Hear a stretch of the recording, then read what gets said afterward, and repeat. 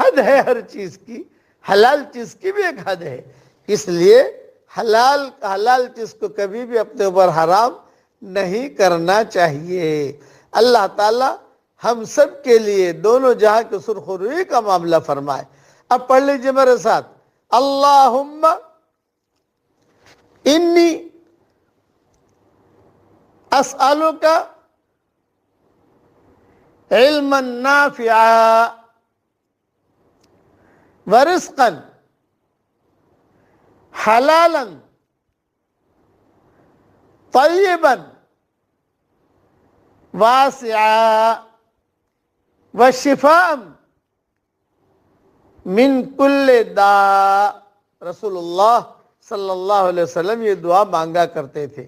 اللہ تعالیٰ یہ دعا ہم سب کے لیے قبول فرمائے، آمین۔ وآخر دعوانا ان الحمدللہ رب العالمین۔